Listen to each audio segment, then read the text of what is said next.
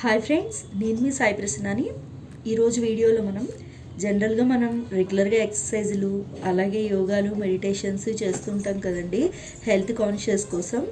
So ఈ yoga meditation ఎక్సర్సైజ్తో పాటు కూడా మనకి కొన్ని హెల్త్ డ్రింక్స్ అనేవి తీసుకుంటే కూడా చాలా మంచిదండి మన హెల్త్కి. సో అందులో కొన్ని ఇంపార్టెంట్ హెల్త్ డ్రింక్స్ ఏంటనేది ఇప్పుడు తెలుసుకుందామండి. అంతకంటే ముందుగా మన ఛానల్ని ఎవరైనా ఫస్ట్ టైం చూస్తున్నట్లయితే ప్లీజ్ సబ్స్క్రైబ్ చేసుకోండి. యోగా గురించి ప్రత్యేకంగా పరిచయాలు అవసరం లేదు. పురాతన కాలం నుంచి యోగా అనేది చాలా ఫేమస్. అనేక అనారోగ్య సమస్యలకైనా దీర్ఘకాలిక వ్యాధులకైనా యోగాతో చెక్ పెట్టచ్చు. యోగాతో అనేక ఆరోగ్య ప్రయోజనాలు కూడా పొందవచ్చు. నిత్యం యోగా చేస్తే మానసికంగాను ఆరోగ్యంగాను ఉంటాము. అధిక బరువు, డయాబెటీస్, బీపీతో పాటు శరీరంలోని కొవ్వును కూడా కరిగించేస్తుంది యోగా.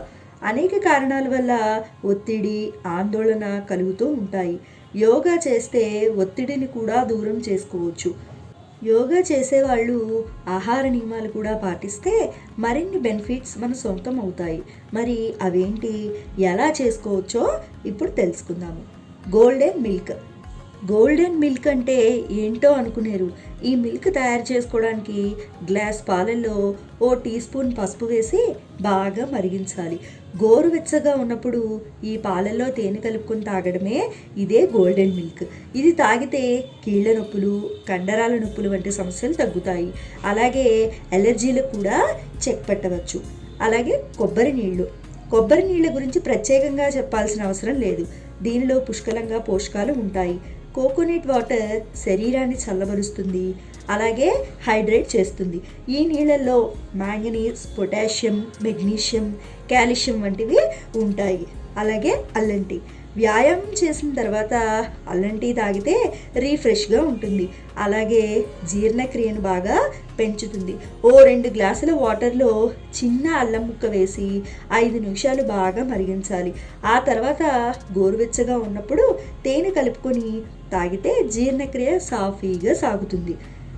తర్వాత ఉసిరి రసం. ఉసిరికాయలో విటమిన్ సి, యాంటీ ఆక్సిడెంట్లు పుష్కలంగా ఉంటాయి. ఇది ఫాస్ట్గా ఇమ్యూనిటీని పెంచుతుంది.